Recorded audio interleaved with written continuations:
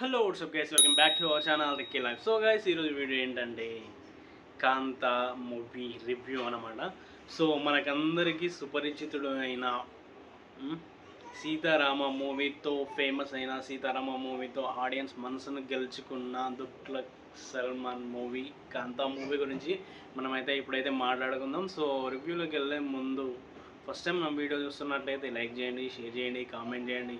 Please మీరు like చేస్తేనే, share చేస్తేనే, కామెంట్ చేస్తేనే మాకు ఎనర్జీ అనిపిస్తుంది అన్నమాట.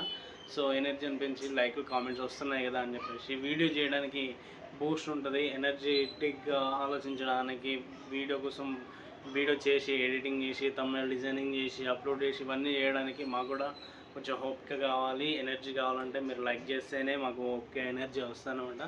Please do support for me. అందరు యూట్యూబర్లు లెక్కనే నేను కూడా అడుగుతున్నా, ప్లీజ్ సపోర్ట్ చేయండి. సో ఇప్పుడైతే టాపిక్లోకి వెళ్దాం. కాంతా మూవీ రివ్యూ. కాంతా మూవీ ఒక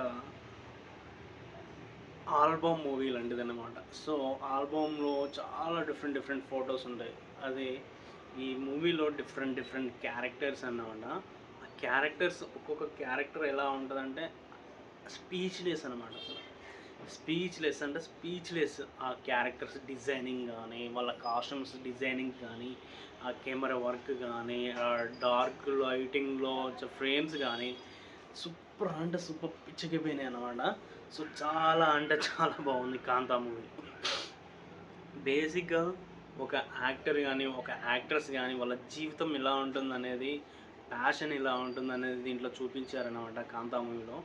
నాకు నచ్చిన ఎలిమెంట్స్ ఏంటంటే, ఒక యాక్టర్ కానీ, ఒక యాక్ట్రెస్ కానీ తన లైఫ్లో తను బయటి ప్రపంచానికి చూపించే ఫేస్ ఒకటి, తను ఓన్ లైఫ్లో తను ఫేస్ చేసే ప్రాబ్లమ్స్ చాలా ఉంటాయి. అలాంటి ప్రాబ్లమ్స్ అన్నిటిని లోపలనే పెట్టుకొని బయటికి ఎలా ఎక్స్ప్లోజ్ అవుతారు, ఎలా కనిపిస్తారు, ఎలా స్మైల్ చేస్తారు, ఎలా జీవిస్తారు, వాళ్ళ నిజ జీవితం ఏంటి, వాళ్ళ స్క్రీన్ పైన ఉండే జీవితం ఏంటి, ఆడియన్స్ దగ్గర వచ్చినప్పుడు బయట ప్రపంచానికి చూపించే జీవితం ఎలా ఉంటుంది అనేది క్లియర్ కట్గా చూపించింది అనమాట. డైరెక్టర్కి అయితే నేను హ్యాండ్స్ అప్ చేస్తున్నా.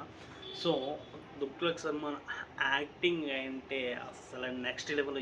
ఏ క్యారెక్టర్ ఇచ్చినా లక్కీ భాస్కర్ కానీ, సీతారామం కానీ, ఇంకా డిఫరెంట్ క్యారెక్టర్లు చేసినా కూడా చించి పడేస్తున్నాను అనమాట.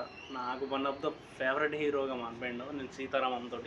సో చాలా అంటే చాలా యాక్టింగ్ అనేది చాలా బాగుంది. సో ఇంకా వచ్చేసి స్క్రీన్ ప్లే స్క్రిప్ట్ వరకు వచ్చేస్తే మాత్రం స్క్రిప్ట్ రాయడంలోనే రైటరు చాలా అంటే చాలా విఫలమైపోయింది అని అనమాట.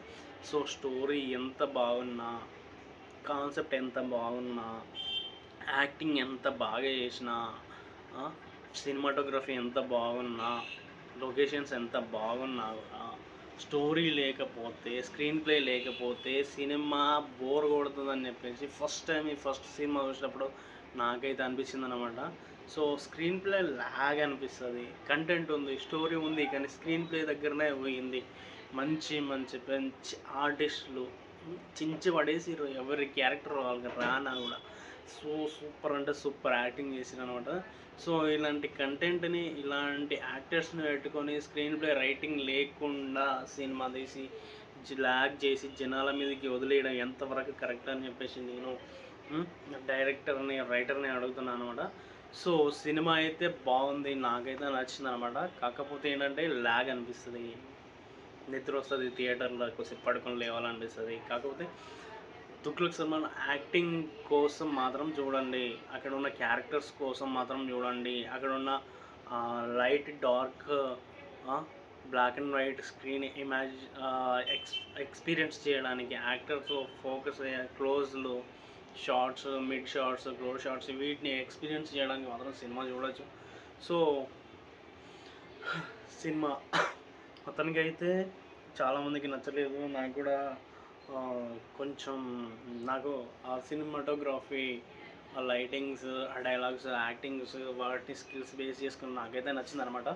సో అంటే నెక్స్ట్ వీడియోతో నేను మీ ముందుకు వస్తాను. అప్పటి వరకు please do subscribe my channel regular. So bye.